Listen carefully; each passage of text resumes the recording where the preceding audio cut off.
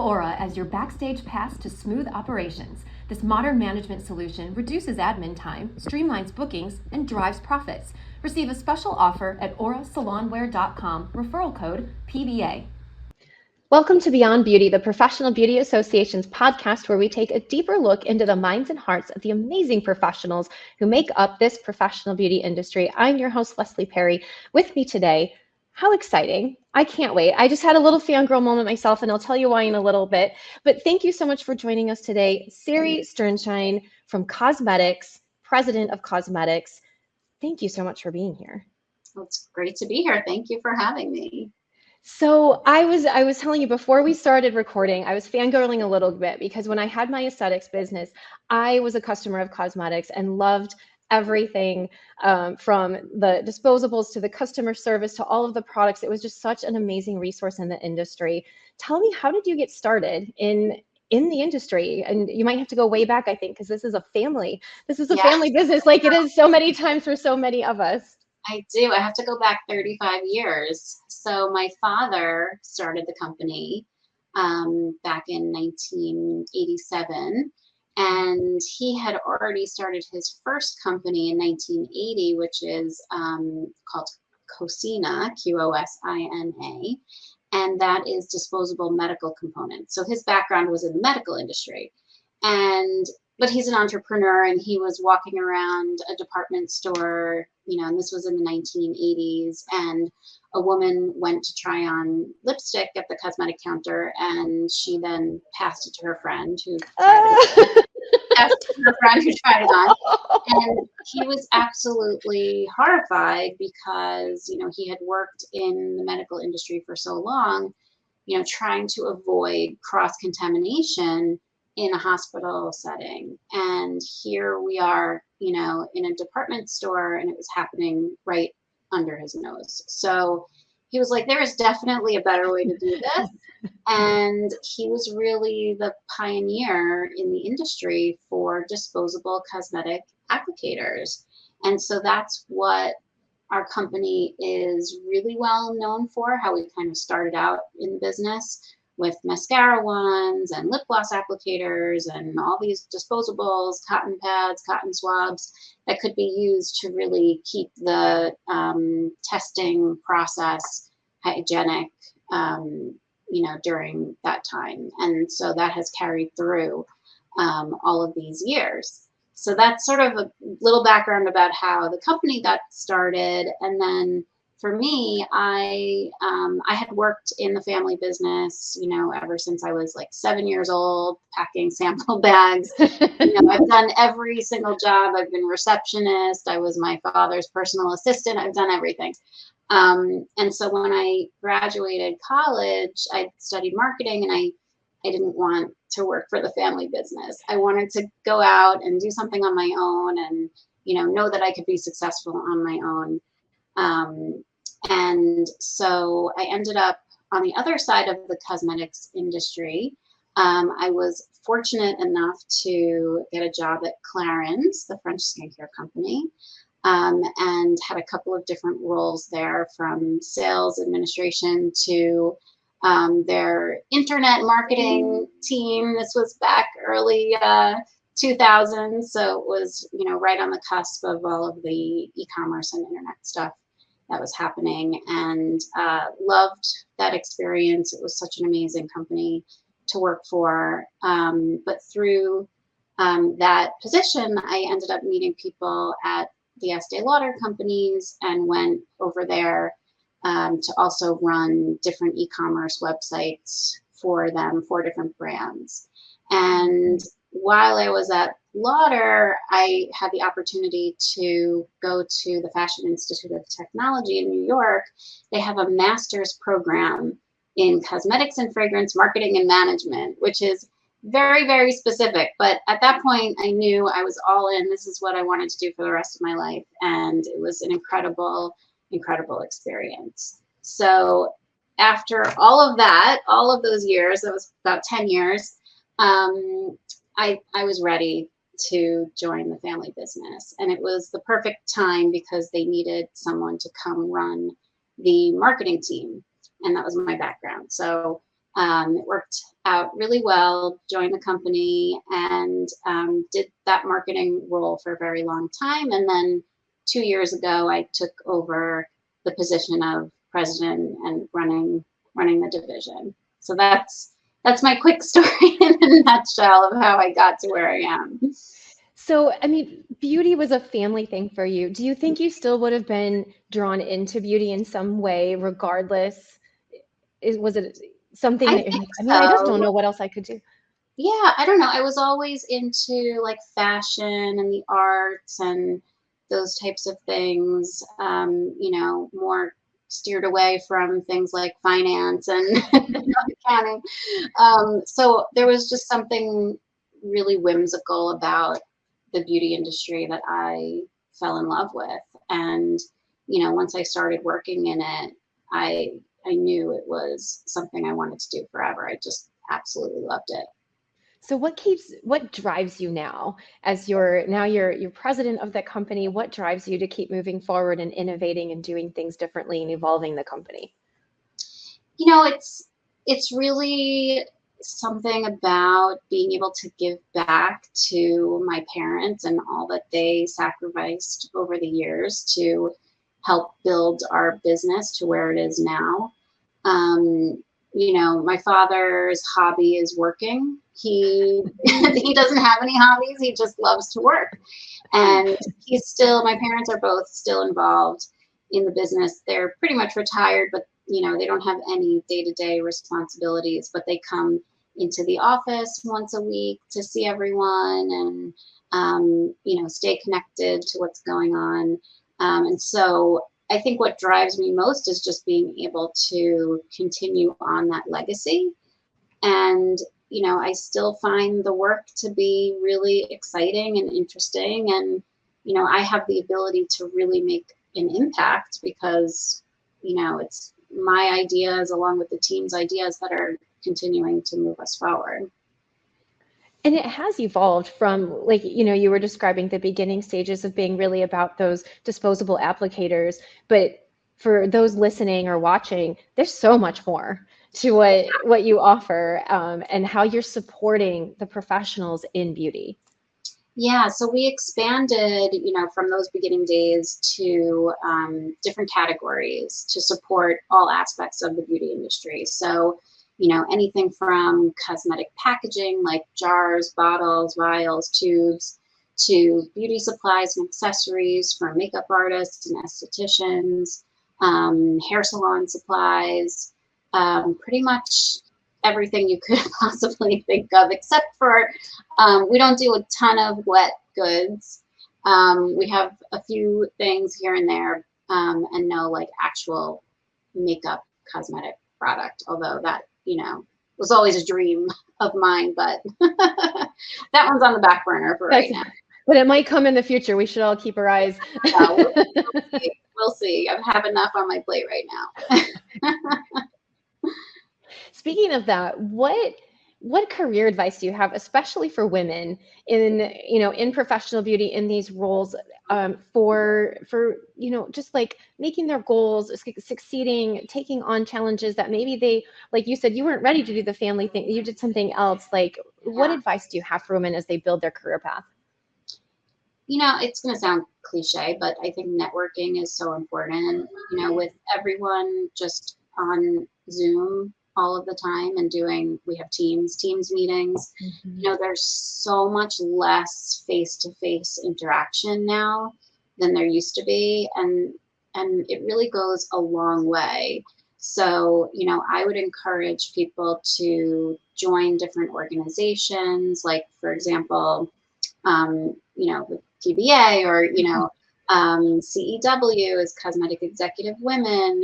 There's lots of organizations, in our industry and other industries, where you can network with people who have similar interests to you. There's also a lot of other things you can join. Like I was in a program called Chief, which is a women's executive networking group. And I met a lot of really fascinating women, in all different industries, and you're able to kind of share your experiences with each other. So I think as much in-person networking you can do is great, but, online is okay too. If you, see someone on LinkedIn that inspires you, write them a note, ask them if you can talk to them for 15 minutes, and you'd be surprised. People are, excited to be able to talk and share, some of their wisdom. So, just take a chance and put yourself out there. That's what I would advise. I love that. We hear that frequently. And when we have our Beacon student program, we encourage the students to do exactly what you're describing. And it feels scary sometimes. Like we make this idea in our own heads of, I can't reach out to Sari.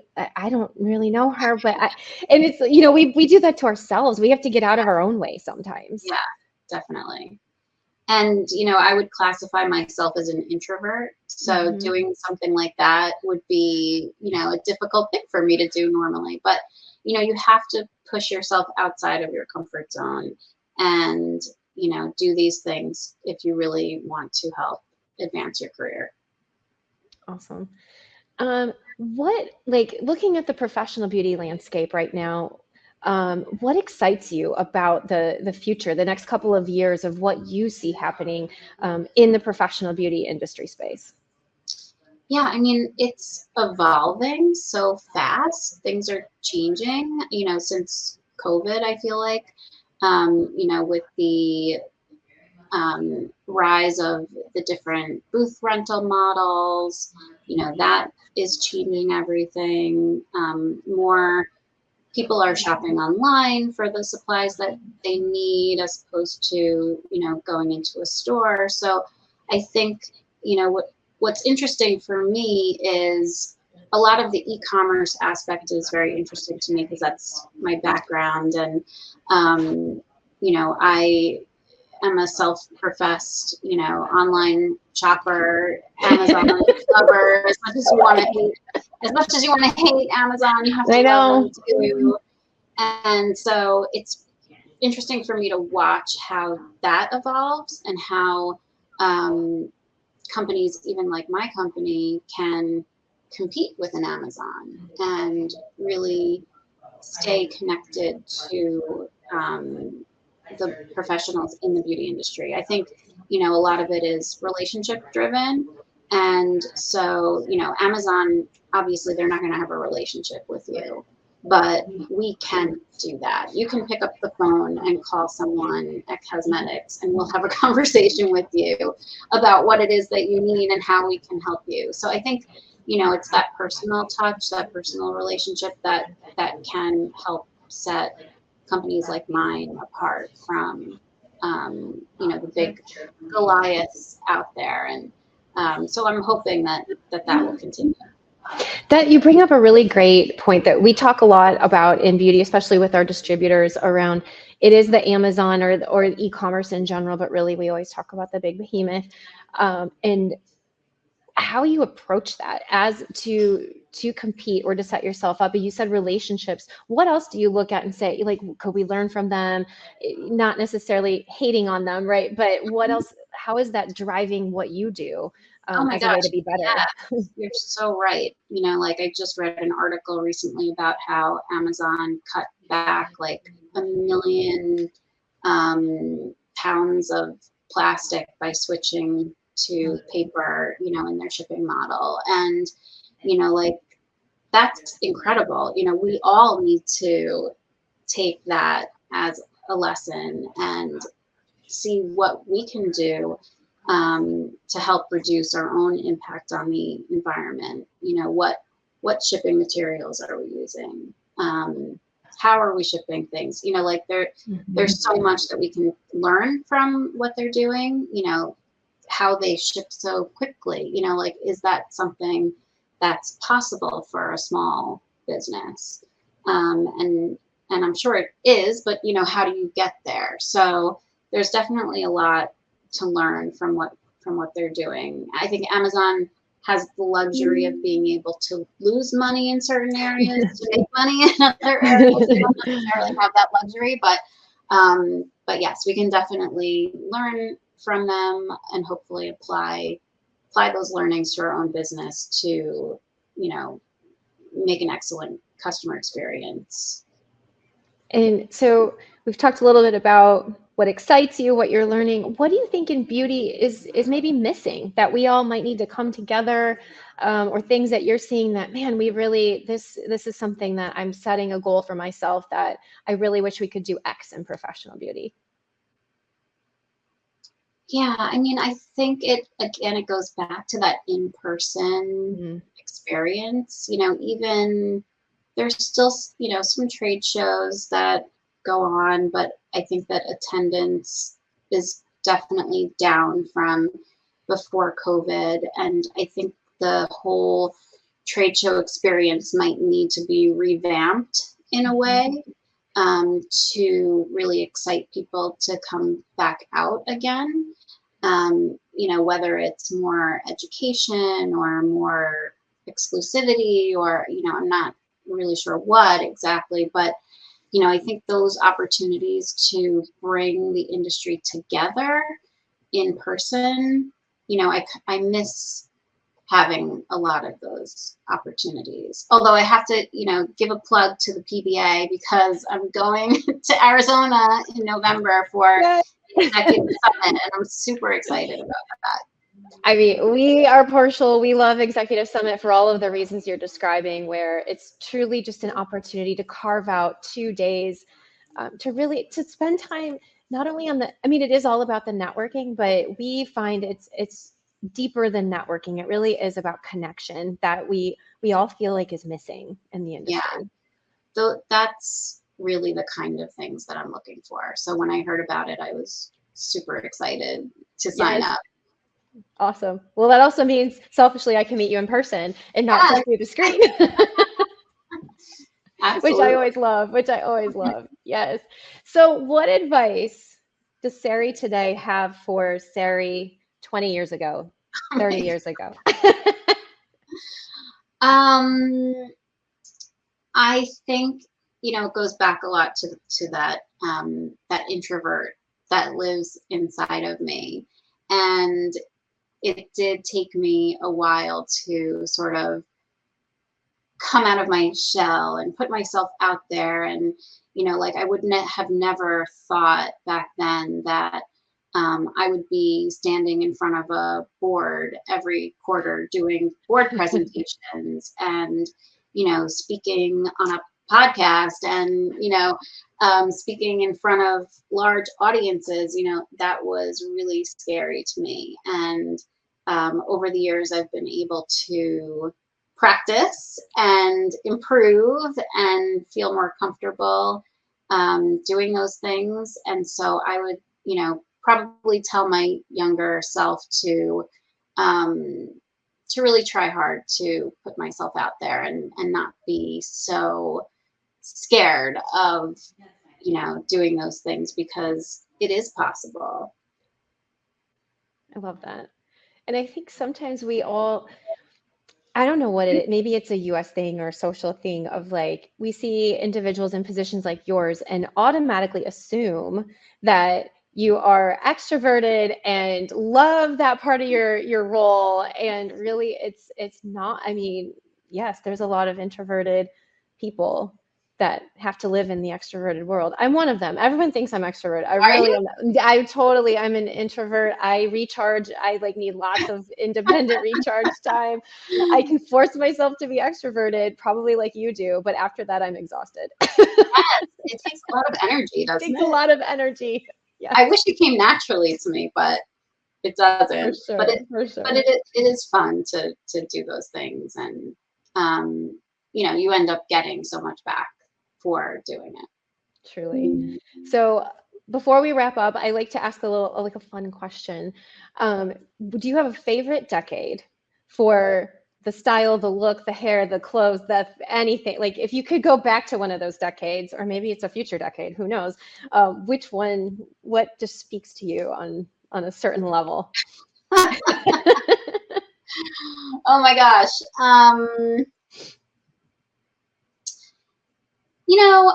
I thought the 90s were really cool. And I really enjoyed like that time of my life. I was able to, try different styles and, um, not no specific like fashion style, but just being able to experiment with different things. Maybe it's because it was my 20s and I was able to do those things, um, but now it seems like the 90s were so long ago. But yeah, no, I like the 90s style, and some of that fashion is coming back. It Um, is. I see it and yeah, think, man, that's what my mom used to tell me when I was, in the 90s doing some of the 70s things. And she's like, oh, we right, already did that. It's nothing new. You think you're so cool. You're not. totally, totally. But it all comes back around. It does. It really does. Uh, so as we wrap up, final words of wisdom, advice, any last parting thoughts? I mean, this is a PBA talk. I would say to anyone that's listening to, involve yourself as much as you can in the PBA and take advantage of all of the resources that, you guys have to offer, because um, it's such a great organization and there are so many things that you can involve yourself in. And, between the networking and the other, educational programs, I would definitely encourage people to not just be members, but really get involved. Thank you. I love that. And I know this isn't about, I mean, it's about you, of course, and the fact that you work at Qosmedix, but I have to say, you also so generously offer our PBA members an additional discount on their purchases if they purchase through Qosmedix. So I just want to make sure that our members know that and get in there, log into your account and get that information, because it helps you save more money on back bar and supplies and things that you need to run your business. And we're so grateful to you for helping our professionals do that.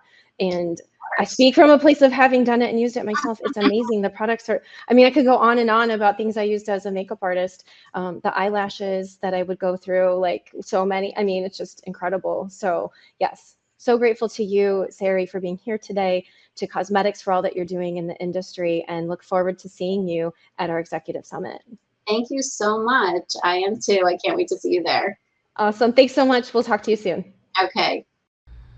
Step up your salon game with Aura Salonware, the preferred software for smarter scheduling, seamless payments, and happy clients. That way, you can focus on the style, not the stress. Receive a special offer at aurasalonware.com, referral code PBA.